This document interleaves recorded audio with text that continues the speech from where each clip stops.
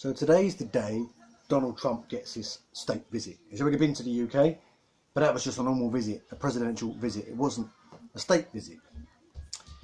And I just wanted to say, for the people protesting, for the people who are speaking out against Donald Trump's visit, keep going, because this is not picking on a president. This is not singling out Donald Trump. We have never ever had a president like Donald Trump, and that's something that he likes to claim a lot himself. However, he likes to make it positive about himself. He likes to say, we've never had a president that's done so much for black employment. We've never had a president that's done so much for crime reduction. We've never had a president that's done this. Bearing in mind that most of his claims are simply fallbacks of the Obama administration and Obama policies. When he claimed that black unemployment is at an all-time high under his administration, what he failed to take into account is that it was already climbing, already falling. Black unemployment was already falling under Obama, and he just happened to be in office as it continued to fall. That was it. And people are saying, all these people protesting, why didn't they protest Obama? Obama had the same administration. Obama had the same immigration policies. Yes, fair point. Obama had some similar policies to Trump in regards to immigration. Obama wasn't perfect, particularly in foreign policy. He dropped a bomb every 8 minutes. But this whataboutery, what about Obama? What about Obama isn't in office anymore? So if people didn't protest Obama, that's on them. People are protesting Trump today. We're not worried about Obama anymore. Obama is gone. He can never ever be president again, because you get 2 terms and that's it. He had his 2 terms, he's done. So stop focusing on a man who left office nearly 4 years ago and focus on what the president today is doing. And I'm sure you will find many of the people who are protesting Trump today and have protested Trump's visits in the past were very critical of Obama's policies. I'm sure they were. I'm sure they probably were. And if they weren't, maybe they just weren't politically aware. Maybe they weren't aware that that was what Obama was doing. I don't know. I can't speak for everybody demonstrating against Trump today, or anybody who criticises Trump. I, for one, was very critical of Obama's foreign policy. Domestically, he was okay. But then I don't talk too much about Obama's presidency or American presidents in general in domestic terms, because I'm not familiar. I don't live in America, so I may not be familiar with the effects of domestic policy over there. But from what it looks like to me, Obama was okay in terms of domestic policy. Foreign policy, from what I could observe, he was quite horrendous. And I was always one to criticise that, as I'm doing now. But moving on from the immigration issue, this isn't even about purely Trump's immigration policy. Yes, that is an issue. Yes, he split families up, undocumented families. He would split them up and put kids into cages. But that isn't all he's done. He's a notorious sex pest. He openly bragged about sexual assault, sexually assaulting women, forcing them to kiss him, grabbing them by the private bits. He openly bragged about that. He paid off a porn star to shut up about their illicit affairs. He had sex with a porn star while his wife was in hospital giving birth to his child. He mocked a disabled reporter. He said in response to a far-right terror attack that there was right and wrong and good and bad on both sides. That is not the right thing for the President of the United States to be saying when people have been mowed down in an act of terrorism.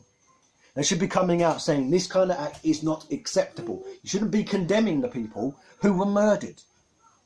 And yes, a lot of people like Nigel Farage, I heard yesterday on LBC, tearing into someone, saying, I'm sure you've never said anything that's outrageous, or never said anything that's un-PC, or anything that would be considered offensive.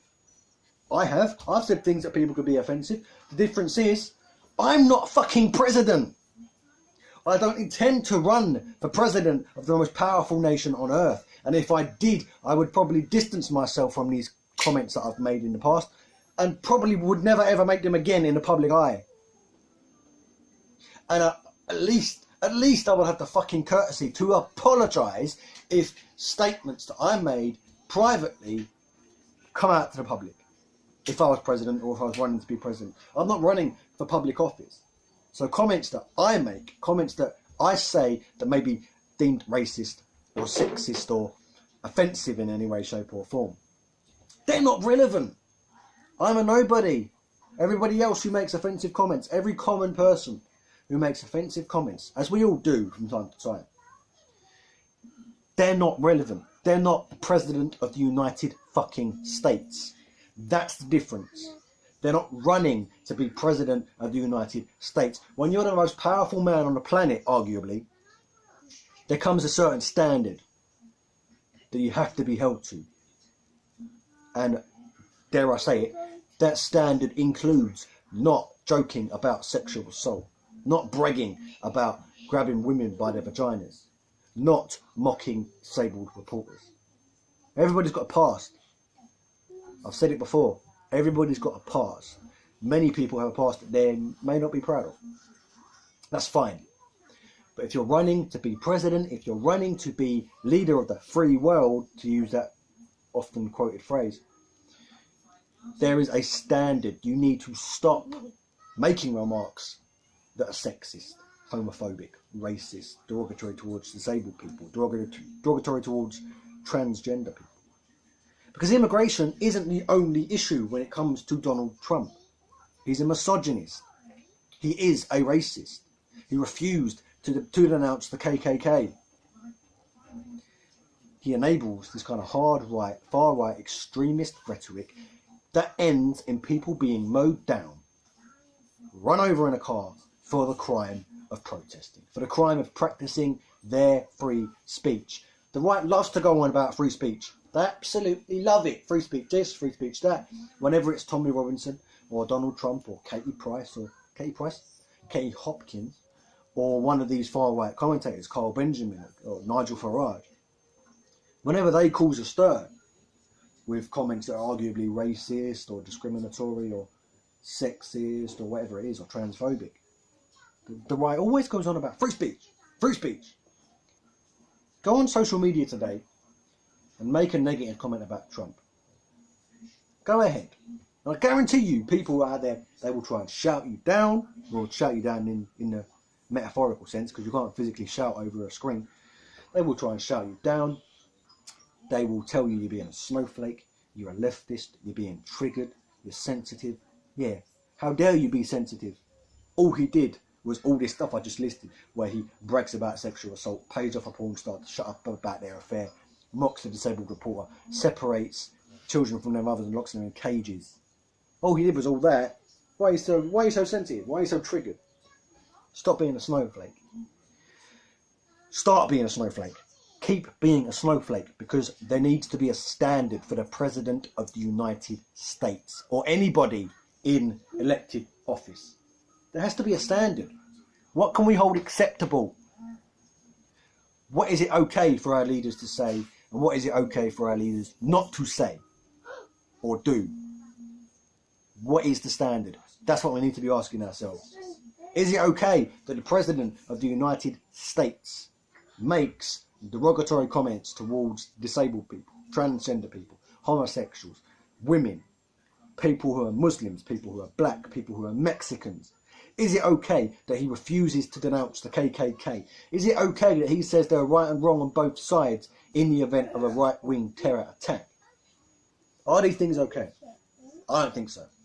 I think we need a president who's not going to make these kind of remarks.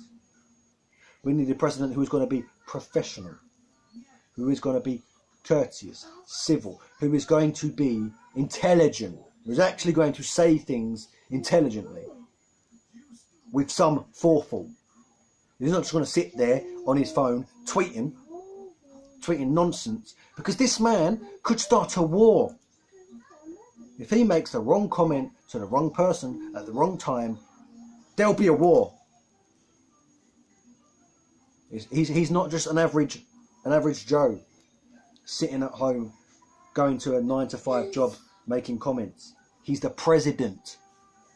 His words have consequences. If I go out and I make an offensive comment that somebody doesn't like, the most of my consequences will be is I might get a punch in the face. If Donald Trump makes a comment that another world leader that doesn't like, the consequences could be war. Could be millions of deaths. This is what we need to realise. It's all very well sitting on a screen saying you're triggered, you're a snowflake, you're oversensitive, you're this, you're that. You just don't like what he's saying. It's all well and good saying that. But you need to realise that he's the leader of the free world. And his words have consequences, severe consequences. Not just for him, but for everybody around the world. That's the potential. That's what we need to realise. The president's words, same as the prime minister's words or leader of any country, they have effects. So while, yes, a politician may say a dumb thing and get elected out, and that may be the consequence of their actions for them, there are also consequences for international relationships, how countries around the world see us and see our government, and all that kind of thing. So keep that in mind. This is why we complain when Trump says these things, when he mocks disabled people, when he makes idiotic comments towards transgender people or women or Mexicans, when he says Mexicans are rapists and they're drug dealers. Just generally says Mexicans are rapists and they're drug dealers. What would have happened if the Mexican government decided to take offence to that and decided to go to war? What would have happened? We're lucky. We've been lucky so far that no country has taken umbrage to Trump's remarks and launched a war. We are so fucking lucky. We need to get this man out next year. Get rid of him. Do not elect him again. Do not vote him back in. He needs to go because he is a liability. He's a danger to world peace, to the security of America, and to the security of other nations around the world as well. If you're out protesting today, stay safe. Remember, at the end of the day, you just want to go home and have a great time. Don't try not to get kettled by police. Try not to get provoked by any far-right commentators. Take care of yourself first and foremost. Get your political message across second.